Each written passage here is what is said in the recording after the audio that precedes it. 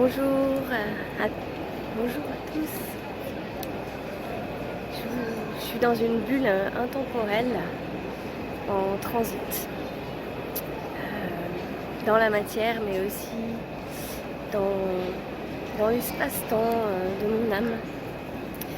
Donc j'en profite dans cette énergie qui est très lumineuse pour moi, de vous faire une petite capsule vidéo sur les parcours de vie flammes jumelles dans ces énergies-là de transformation sur nos chemins de vie. Alors, je viens de me prendre un shoot cette dernière semaine lors d'un déplacement à Valencia, en Espagne. Contre toute attente, j'ai assisté à des choses qui n'étaient pas prévues du tout, qui ont créé une reliance au niveau de ma guérison intérieure et de l'union du féminin masculin dans l'unité. Alors il est question de danse, puisque vous savez que moi je pratique la danse. Ça fait partie de ma vie, de mon oxygène, notamment les danses sociales à deux avec un partenaire. Et bien un soir j'ai assisté à un spectacle de flamenco, la tradition traditionnelle musique espagnole. Et j'avais jamais assisté à un vrai spectacle de flamenco en Espagne, seulement en France. Et ben je vais vous dire que ça n'a absolument rien à voir en termes d'énergie, en termes de puissance. Et j'ai été complètement retournée émotionnellement par la vision de cet ensemble, puisque on a d'une part l'acoustique musicale, l'harmonie musicale du chant et des instruments, de l'instrument qui est porté et soutenu par les hommes. Et derrière ce cadre, cette structure masculine qui propose un rythme, qui propose un soutien vibratoire, on a la danseuse flamenca qui entre sur scène dans toute sa puissance féminine, dans toute sa grâce, sa beauté, qui ose se mettre en lumière parce qu'elle est portée par le soutien masculin derrière. Et c'est pas seulement juste un temps de spectacle où on écoute de la musique et il y a quelqu'un qui danse au milieu. Non, il se passe quelque chose de bien plus profond. Moi je l'ai senti me traverser en tout cas. C'est que, eh bien,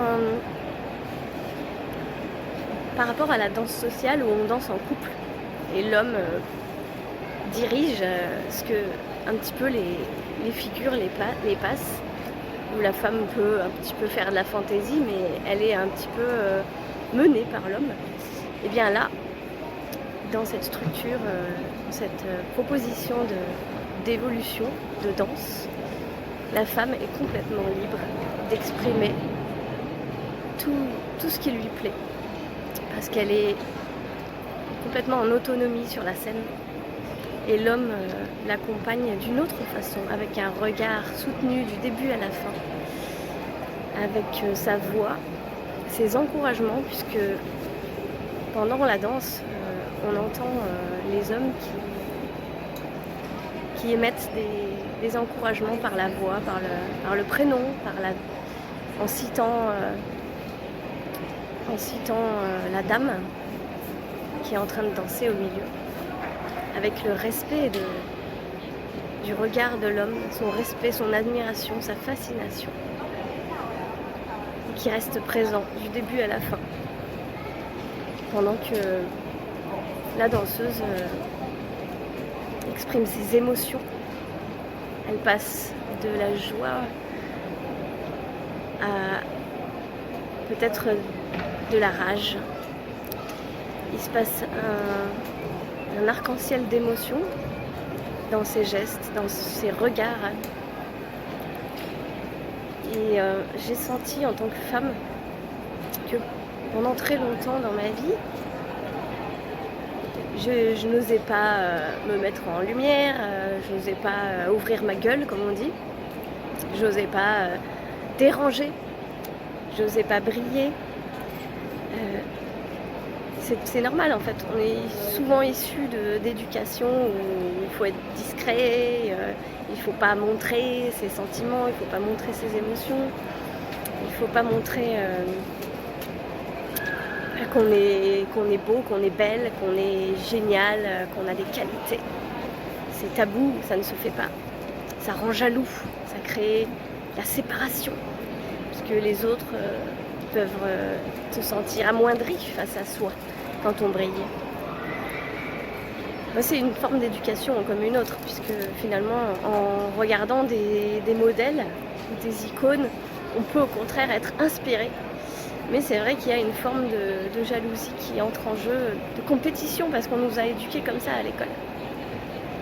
Alors, j'ai senti en voyant cette danseuse qu'il y avait une part de moi, comme dans tout en chacune de vous, chères femmes, qui est puissante et qui a le droit d'être belle, qui a le droit d'être exposée, d'être mise en lumière, d'exprimer des émotions de A à Z sans tabou.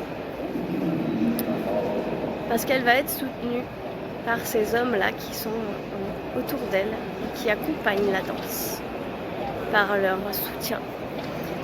Et j'irai même plus loin en vous expliquant qu'il y a même d'autres danseuses qui s'assoient à côté aussi et qui regardent celle qui est au milieu en sororité. Elles s'applaudissent, elles s'encouragent par la voix aussi. Et c'est toute une famille. C'est pas juste un duo homme-femme comme on retrouve en danse sociale.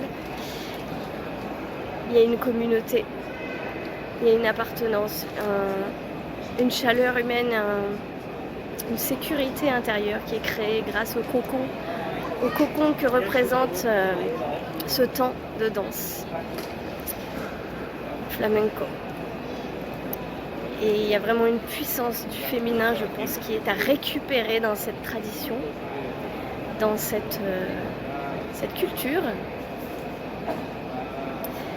cette façon d'explorer les émotions de la femme, qui est mise en lumière, qui est portée par l'homme, et qui est complètement libre.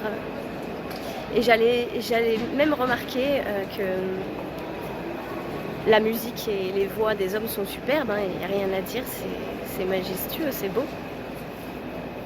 Mais en fait, c'est la femme qui est là, qui danse, qui déploie ses ailes avec son costume exubérant. Et bien c'est elle qui prend toute la place, c'est elle qui domine, c'est elle le moteur, c'est elle l'énergie, c'est elle la vibration de tout ce qui se passe à ce moment-là. Et si on enlève cette femme, cette puissance sacrée du féminin, finalement il manque la créativité, il manque la vivance, il manque la magie, il manque la grâce. Et waouh! Et je suis ressortie, je vais vous dire que j'ai passé un temps de fascination face à ce spectacle. Pourtant c'est pas du tout ma musique préférée, c'est pas du tout ma danse préférée. C'est pas du tout dans mes tripes de me costumer comme ça, mais ça a fait remonter des émotions, mais d'une puissance où j'en avais les larmes aux yeux. Béate, c'est possible d'expérimenter ça autrement, mais en tout cas ça a été mon expérience en venant ici en territoire espagnol où j'ai l'intention de vivre. Et puis le lendemain, en visitant la cathédrale de Valencia, pareil, surprise imprévue, en lisant les petits panneaux, je découvre qu'il y a le Saint Calice, le Saint Graal, originel.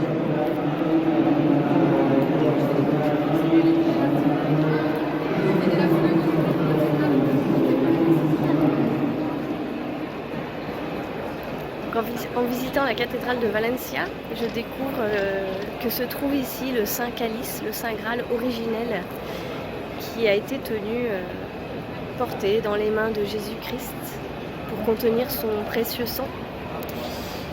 Alors ça paraît un petit peu religieux, historique, perché, mais en réalité derrière on parle d'un message quantique, un message vibratoire, un message qui a été transmis par des êtres de lumière qui sont les rayonnants dont Jésus faisait partie. Et c'est une bénédiction. Voilà. Alors c'est une véritable bénédiction d'avoir fait cette rencontre parce qu'encore une fois on parle de féminin, de masculin sacré. Le calice étant la coupe du féminin, la matrice féminine qui est représentée sur Terre à ce moment-là pour accueillir l'énergie masculine dans le sang du Christ qui représente l'union sacrée. L'union sacrée qui est une invitation à matérialiser sur Terre pour retour à l'unité, retour à l'équilibre homme-femme. Alors avec cette rencontre, eh bien, j'avais envie de transmettre ce message pour vous dire que ce voyage, ça fait des années qu'il m'appelle. Venir ici en Espagne. C'est pas loin l'Espagne de la France, mais il fallait faire un grand pas pour oser venir. Lâcher des peurs, lâcher des croyances. Et notamment la croyance que si je partais à l'étranger, j'allais abolir toutes les chances possibles de développer mon activité autour des flammes jumelles, que j'allais abolir toutes les chances possibles de pouvoir travailler avec mon jumeau d'âme en tant que guérisseur dans la région où j'habite. Donc en fait on se met des croyances limitantes parce qu'en fait ce voyage il est sur ma route et tant que je venais pas le faire, c'est ça qui m'empêchait d'avancer. Et peu importe où se trouve mon jumeau, peu importe où en est mon activité, je peux la travailler à distance, il n'y a aucun problème avec ça. Puisque aujourd'hui toutes mes consultations se font à distance. Donc je peux aller partout dans le monde. Et vous ne me perdrez pas de vue, je serai toujours là avec vous.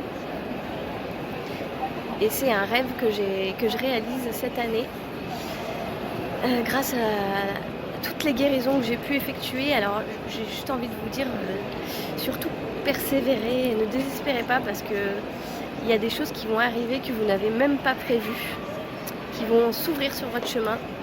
Et il y a une phrase que j'aime beaucoup qui est d'un écrivain, Joseph Campbell, qui dit qu'il est temps d'arrêter de vivre la vie que vous avez prévue pour vivre enfin celle qui vous attend vraiment.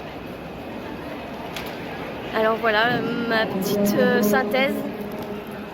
Parcours flamme jumelle, surtout ne vous arrêtez pas à il faut que parce que sinon je ne retrouverai pas mon jumeau, je n'avancerai pas. Ça c'est faux, c'est complètement faux. J'ai envie de vous dire allez-y mais pétez la vie, pétez votre vie. Faites le pont sur vous. Faites des trucs que vous n'avez jamais osé faire avant et vous allez voir comme la vie elle va vous dérouler un tapis rouge qui va vous remplir de joie et de grâce. Vous savez même pas d'où ça peut venir, mais n'essayez pas de contrôler. Et le parcours flamme jumelle nous invite justement à lâcher le contrôle et à juste écouter son cœur et ses rêves. C'est ça qu'il y a à faire, au-delà de la guérison. Alors voilà, je vous souhaite une belle avancée et ça m'a fait c'était vraiment important pour moi de transmettre ce message-là, ici dans cet aéroport de Valencia, où je suis en transit. Et je vais retourner quelques temps en Savoie, mais dans moins d'un mois, je reviens ici pour une plus longue période. Et je pense que c'est que le début de l'aventure. Alors je vous souhaite un bon voyage intérieur, un bon voyage sur vos terres à vous, sur vos chemins à vous de terre et d'amour, de lumière. Et je vous dis à très bientôt.